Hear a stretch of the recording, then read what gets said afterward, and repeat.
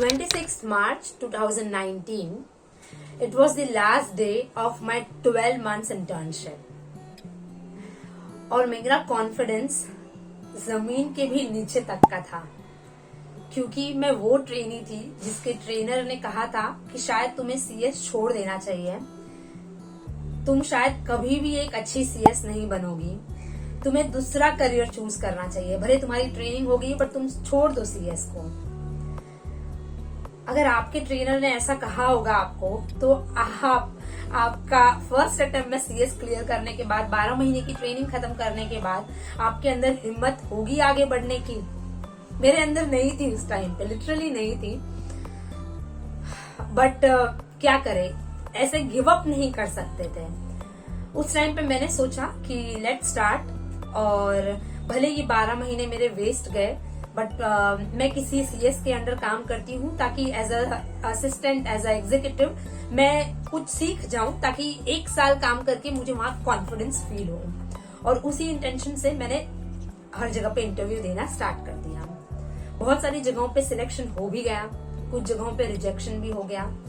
थोड़ा कॉन्फिडेंस आया सिलेक्शन की वजह से, तो बड़ी बड़ी कंपनीज में भी अप्लाई किया। फर्स्ट अटेम्प्ट में क्लियर किया था और अच्छे मार्क्स थे, तो बहुत बड़ी कंपनीज में कॉल भी आए, इंटरव्यू भी दिया। सिलेक्शन होते होते रिजेक्शन हो गया। टाटा सन ने मुझे रिजेक्ट किया क्योंकि मैं बहुत दूर रहती थी और उनका ऑफिस काफी दूर था। महिंद्रा एंड महिंद्रा ने मुझे रिजेक्ट किया क्योंकि मैं हिंदी मीडियम से थी। और ऐसे बहुत सारे सिली रीजन से मुझे बड़ी बड़ी कंपनीज ने रिजेक्ट किया था। इनके रिजेक्शन की वजह से ना मुझे, मतलब कि कॉन्फिडेंस लूज की वजह ना, मुझे उनके ऊपर गुस्सा आ रहा था।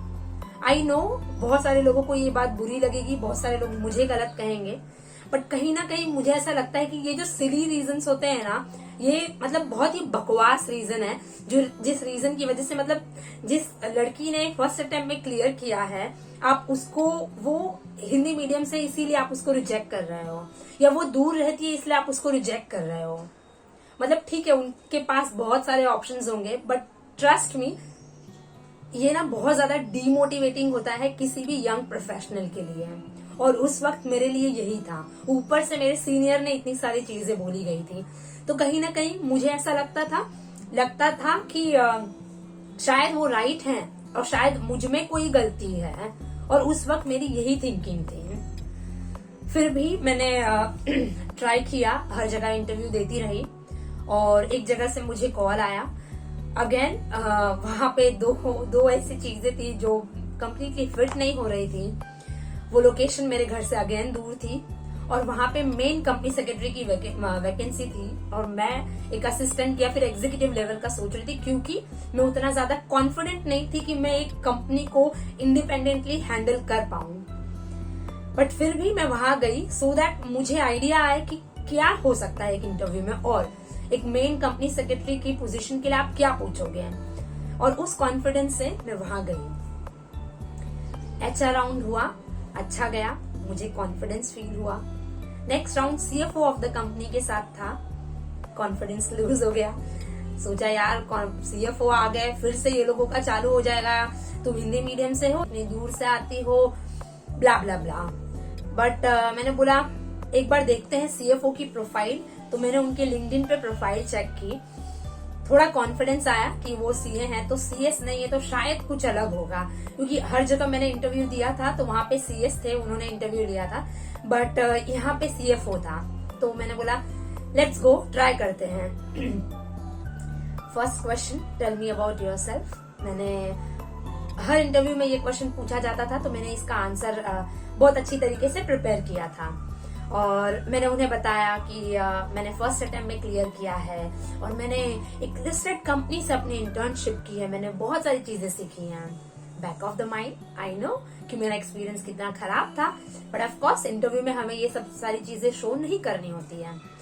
कॉन्फिडेंटली मैंने बोला apart from all this academic stuff, I am more interested in teaching, I am more interested in public talks, and I am more interested in cooking and reading books. Impressive, उन्हें बहुत अच्छा लगा। Second question, अब मुझे पता था कि अब टेक्निकल क्वेश्चन स्टार्ट हो जाएंगे। डायरेक्ट टेक्निकल क्वेश्चन उन्होंने नहीं पूछा। उन्होंने मुझसे पूछा कि उस टाइम पे एमएसएमई फॉर्म 1 का न्यू कंप्लायंस अप्लाई हुआ था सभी कंपनीज के लिए। जो कंपनीज एमएसएमई वेंडर्स से सर्विस या गुड्स परचेस करते हैं उन्हें उनकी payment with in 45 days of receipt of goods and service करना होगा। 45 डेज के बियॉन्ड आप उनको पेमेंट नहीं दोगे, उससे पहले ही आपको देना है। तो उन्होंने मुझसे पूछा एज अ कंपनी सेक्रेटरी आप कैसे इसका कंप्लायंस इंश्योर करोगे, आप कैसे इंश्योर करोगे कि आपके सभी वेंडर्स का पेमेंट ऑन टाइम हो रहा है, आप कैसे इंश्योर करोगे कि ये वेंडर एमएसएमई है या नहीं है। मैंने बोला sir please give me 2 minutes, मैं सोचती हूँ। फिर मैंने सोचना स्टार्ट किया और अंदर ही बोल रही थी यार ये क्या तुम टेक्निकल क्वेश्चन पूछने बोला था, तुम पूछते ये फॉर्म क्या होता है, ये फॉर्म क्या होता है, तुम ये क्या सिचुएशनल क्वेश्चन पूछ रहे हो। फिर मैंने बोला चलो यहाँ तो होने वाला नहीं है, बट बोल के निकलते हैं, ऐसे पूरा अपना पोपट करके नहीं निकलते हैं। तो मैंने कहा कि sir I will ask account department to take the declaration from all the vendors कि तुम हो कि नहीं हो, हम उनको ही बोलेंगे, तुम ही बताओ। He said okay good, but फिर उन्होंने बोला कि बट रेदर देन उनको बोलने से अच्छा कि हम उनको ये बोलेंगे कि हम उनके आप अपनी इनवॉइस पे हमें लिख के दो तो हमारे पास एक डॉक्यूमेंट्री प्रूफ भी रहेगा। मैंने बोला ठीक है sir, okay thank you for your suggestion and thank you for your idea. फिर मुझे लगा अब सेकंड क्वेश्चन अब कुछ आएगा टेक्निकल, बट अगेन कुछ टेक्निकल क्वेश्चन नहीं था। उन्होंने पूछा क्या फॉर्म्स होते हैं और जो आता है मैंने वो बता दिया। अब मुझे लगा कि यार अब आएगा, बट अब फिर कोई डायरेक्ट क्वेश्चन नहीं। मुझे लगा अब डायरेक्टली 185 पूछ लेंगे, अब 188 पूछ लेंगे, बट उन्होंने नहीं पूछा। He said आप फर्स्ट अटेम्प्ट क्लियर हो तो आपके पास उतना तो माइंड होगा, तो I am not going to check your theoretical knowledge but I want to know your ability और आपकी कैपेबिलिटी और आपका क्या है, मतलब आपके सामने कोई ऐसी सिचुएशन आएगी तो आप हैंडल कर पाओगे, because this is for the main company secretary position. And trust me ये मुझे बहुत अच्छी लगी चीज, क्योंकि हर जगह पे they were asking me technical questions, they were asking me मैं हिंदी मीडियम से हूँ, मैं कहाँ से हूँ, but the actual thing is कि बंदे को अगर टेक्निकल क्वेश्चन नहीं भी आता है तो एवरी टाइम हम लोग अभी भी हम एमसीए पे जाके ई बुक से देख के सेक्शंस को हमें आता है, फिर भी हम गूगल करके एक रेफरेंस देख के करते हैं। वहां पे ये नहीं देखा जाता आपको कितना रट्टे से तुरंत सेक्शन आता है, बट वी शुड चेक कि इस बंदे के पास एबिलिटी है, वो बंदे के पास वो ताकत है, उतनी स्मार्टनेस है कि वो बंदे के सामने कोई ऐसी सिचुएशन आएगी कि कल जाके कोई न्यू एक्ट आ जाएगा जो आपको नहीं पता होगा, तो आपके पास वो एबिलिटी है, कैपेबिलिटी है कि आप उसको समझ पाओगे। ये चीज मुझे बहुत अच्छी लगी।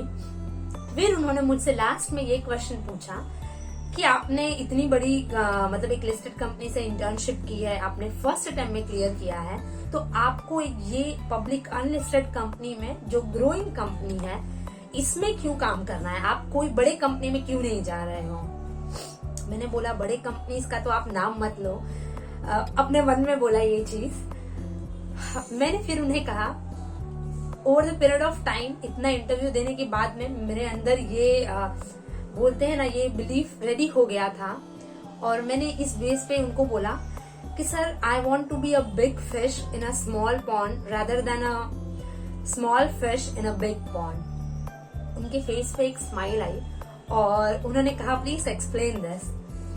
मैंने कहा कि सर बड़े कंपनीज में मुझे नहीं लगता कि मैं उतना ज्यादा सीख पाऊंगी, उतना ज्यादा ट्रायल एंड एरर कर पाऊंगी, because they have their own set of rules, we have to go by that way only. हमें वहां पे कोई हमारी बातों को सुनने के लिए भी टाइम नहीं होगा, because they have many people जिनको उन्हें आंसर देना है। तो जहां पे दे वोंट ट्राई एनीथिंग, ऐसा कोई बड़ा काम आएगा तो डायरेक्टली आउटसोर्स हो जाता है हमें, तो मैं न्यूली फ्रेशर को कोई क्या चांस देगा। बट एक ग्रोइंग कंपनी में जहां पे आप रेडी हो एक फ्रेशर के लिए, इसी से मुझे ऐसा लग रहा है कि I will and I want to grow with the company, जहां पे I can use my mind, जहां पे I can do trial and error, जहां पे मैं थोड़ी शायद गलतियां करूंगी, जहां पे मैं सीखूंगी, कुछ नई चीजें करूंगी, मैं A to Z यहाँ से हर चीजें करूंगी। तो मुझे पढ़ना भी मुझे ही है, मुझे फॉर्म मुझे ही फाइल करना, उसका जेरोक्स भी मुझे लेना, उसकी फाइलिंग भी मुझे करनी है, मुझे ही ROC जाना है, मुझे ही डायरेक्टर्स के साथ बैठना है। सो मुझे एक बड़ी कंपनी में रहना नहीं है। मुझे एक ऐसी कंपनी में रहना है जहां मैं शुरुआत से स्टार्ट करके एक बड़ी पोजीशन पे जाऊं, जहां पे मैं शायद 5 साल बाद एक टीम को लीड करूं। उन्हें ये आंसर बहुत अच्छा लगा। मे बी वही थिंकिंग उनकी भी थी। सो इंटरव्यू बहुत अच्छा गया और मैं खुश थी, बट कहीं ना कहीं अंदर मेरे ये डर था कि मैंने बोल तो दिया है, but I was not ready कि यार तूने इतना कॉन्फिडेंटली बोल दिया इमोशनली, बट अकेले नहीं हो पाएगा, और यही बोल के मैं वही रिजेक्शन तो हो जाएगा शायद मेरा, चले जाते। और मैंने दूसरी कंपनी में जॉब देखना स्टार्ट कर दिया। नेक्स्ट डे एचआर का आया मुझे कॉल एंड शी सेड कि आपका सेकेंड राउंड क्लियर हो गया है, ऑलमोस्ट आपका सिलेक्शन हो गया है, बस आपको एमडी के साथ में इंटरव्यू देना है। और मैं डर गई। आई वॉज लाइक अब तो गए, एमडी तो रिजेक्ट ही कर देंगे, और हो भी गया सिलेक्शन तो मैं कैसे काम करूंगी यहाँ पे। मैंने तो वहां बहुत ज्यादा स्मार्टनेस में आके एकदम आंसर दे दिया, big fish small pond, but अब मैं कैसे करूंगी ये चीजें। बट मैंने बोला चलो एमडी के पास भी जाके इंटरव्यू देके आ जाते, एटलीस्ट एक बार तो ऐसा हो कि चलो फाइनल राउंड तक गए हैं। तो मैं गई। एमडी ने सिर्फ मुझसे 2 क्वेश्चंस पूछे। उन्होंने बोला हमारे 20-30 साल पुराने चार्जेस हैं, आरओसी चार्जेस हैं, वो हमें क्लोज करना है, तो वो आप कैसे क्लोज करोगे। मैंने कहा कि सर पुराने चार्जेस हैं तो आपका ड्यूरेशन 300 डेज का जो होता है वो तो आपका चला गया है, तो हमें एनसीएलटी को अप्लाई करके करना होगा। He said okay. He said आपने कभी किया है। मैंने बोला नहीं सर। ही सेड तो फिर आप कैसे करोगे, आप फ्रेशर हो, आपके सामने बहुत सारे ऐसे काम आएंगे, हमारे यहाँ पे बायबैक होगा जो आपने नहीं किया है, तो आप कैसे करोगे। एक फ्रेशर हो, how you will make sure कि आप प्रॉपर तरीके से कर रहे हो कंप्लायंस। मैंने उन्हें कहा उस टाइम पे, आई डोंट नो उतनी स्मार्टनेस कहाँ से आ रही थी मेरे अंदर। मैंने कहा सर भले मेरे पास एक्सपीरियंस नहीं है, बट मैंने फर्स्ट अटेम्प्ट में ये कोर्स क्लियर किया है, मुझे थियोरेटिकल नॉलेज है, प्रैक्टिकल नॉलेज नहीं है, बट मेरे अंदर वो एबिलिटी है कि मैं चीजों को पढ़ के लॉ का एक इम्प्लीमेंटेशन कैसे करते हैं वो कर पाऊंगी। एंड इसके अलावा भी मेरे बहुत सारे फ्रेंड्स हैं जो अलग कंपनी में हैं, प्रोफेशनल ग्रुप्स हैं, जहां पे मैं उनसे पूछ के उनके सजेशन लेके, और आपकी कंपनी में जो सीएस के कंसल्टेंट होंगे उनसे पूछ के करके कंप्लायंस कर सकती हूँ। And he said okay. उन्हें ये आंसर ठीक लगा, बस दैट्स इट, हो गया। और मैं गई और मुझे लग रहा था कि पता नहीं ये सेकेंड आंसर जो मैंने दिया वो कैसा गया होगा, और मैंने फिर से, मैं रुकी नहीं थी, मैंने जॉब देखना स्टार्ट किया था। और अब एचआर का कॉल आया और उन्होंने बोला आपका सिलेक्शन हो गया है। I was like oh God, main CS के लिए सिलेक्शन हो गया है, और मुझे कंपनी वाइज सब ठीक लगा था, एक्सपोजर वाइज ठीक लगा था। मैं सोचने लग गई कि मुझे सच में करना चाहिए या नहीं करना चाहिए। यहाँ पे बहुत सारी चीजों को सोचने के बाद में मैंने सोचा कि यार 1 साल करते हैं एटलीस्ट काम, यहाँ पे सीखते हैं, देखते हैं जो भी आता है एटलीस्ट आएगा सीवी के ऊपर कि एक बार काम किया है as a main company secretary. और ये सोच के मैंने हाँ बोल दिया। 4 जून 2019 को मैंने वहां ज्वाइन कर लिया। हाँ, मैंने सिर्फ मेरी इंटर्नशिप खत्म की थी, मेरा मेंबरशिप नंबर नहीं आया था, मेरा एमएसओपी नहीं आया था, but they were ready to take me. मैंने उन्हें बोला था कि मेरा मेंबरशिप के लिए मुझे 15 दिन की छुट्टी लगेगी, एमएसओपी होगा, मेरा मेंबरशिप अक्टूबर तक आएगा, दे वर रेडी फॉर इट। मैंने बोला ठीक है। I started. तब से लेके अब तक मैंने सोचा था 1 साल काम करेंगे, बट 2019 से लेके 2022 तक जून में ये 4 तारीख को मेरा 3 साल यहाँ कंप्लीट हो गया। जहां मैंने सोचा था कि मैं ये कंपनी को 1 साल में छोड़ दूंगी, I am here still learning, I am here still doing different staff जो शायद मैं बड़े कंपनी में कभी नहीं करती। अब तक मैंने यहाँ पे 3 बायबैक कर लिए हैं, एक डिबेंचर रिडम्पशन कर लिया है, एक कंपनी इनकॉर्पोरेट कर ली है, 3 बैलेंस शीट साइन की है, सीएसआर कर लिए हैं, बहुत सारी चीजें हैं यार। ईएसजी किया है जो न्यू है, जो शायद मेरे फ्रेंड्स ने कभी सुना भी नहीं होगा। बहुत सारी चीजें हैं जो चीजें मैंने सीखी यहाँ पे, और जो मेरे अंदर का वो डर था कि मैं नहीं कर पाऊंगी, वो डर बहुत गलत था यार। और मुझे आज ऐसा लगता है ना कि मैं उन सारे लोगों को जाके बोलूं, मेरे ट्रेनर को सामने बैठाऊं और मैं बोलूं, सर आप क्या बोलते थे कि मैं कहीं नहीं लग पाऊंगी, मैं कोई अच्छा सीएस नहीं बन पाऊंगी। और आज इस साल में 2 तारीख को I got promotion and I got promoted as a assistant manager. और मेरे बॉस, मेरी कंपनी बहुत खुश है मेरे काम से। तो वो दिन थे और वो टाइम था 2019 जब, और आज का टाइम है जब I am very much confident. और आज मैं आप लोगों को वो मोटिवेशन दे रही हूँ जो मोटिवेशन उस टाइम मुझे चाहिए था। बहुत सारी चीजें हैं और मुझे अभी भी लगता है ना, मैं इस कंपनी के साथ ग्रो होना चाहती हूँ। 2019 में मेरी कंपनी का टर्नओवर आई गेस 150 करोड़ था और आज हम 350 करोड़ पे हैं। उस टाइम पे I was completely under confident, कुछ नहीं आता था। आज मैं आप लोगों को 14,000 लोगों को मोटिवेशन दे रही हूँ।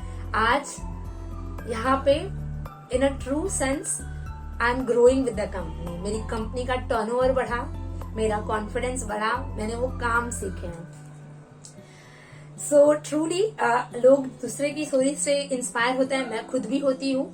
बट समटाइम्स ना मुझे ऐसा लगता है यार मेरी स्टोरी बहुत इंस्पायरिंग है मेरे खुद के लिए। तो जब मुझे कभी ऐसा लगता है ना कि यार क्या हो रहा है या ये नहीं हो रहा है या बराबर नहीं हो रहा है, तो कहीं ना कहीं लगता है कि यार हो जाएगा, क्योंकि देखा वो हुआ था तो अब कुछ भी हो सकता है। सो इस तरीके से I got my first job. जो मुझे ऐसा लगता है ना, जो होता है वो अच्छे के लिए होता है। शायद मैं इतनी खुश टाटा सन में, महिंद्रा में नहीं होती जितनी खुश मैं आज यहाँ हूँ। बिकॉज इन्हें फर्क नहीं पड़ता कि मैं हिंदी मीडियम से हूँ या मैं विरार से हूँ। इन्हें फर्क पड़ता है कि मैं कितनी स्मार्ट हूँ, मेरे अंदर कितनी एबिलिटी है, कितनी पावर है काम को करने के लिए। So that's it. I hope आपको ये वीडियो अच्छा लगा हो। बहुत ही बड़ा वीडियो हो गया है। आई होप आप ये वीडियो को पूरा देखें ताकि आप समझ पाए जो मैं बताने की कोशिश कर रही हूँ। प्लीज टेल मी आपको वीडियो कैसा लगा हो और अपने फ्रेंड्स, फैमिली मेंबर सभी को ये वीडियो शेयर करें और मुझे बताएं कि आपको कैसा लगा। Bye bye.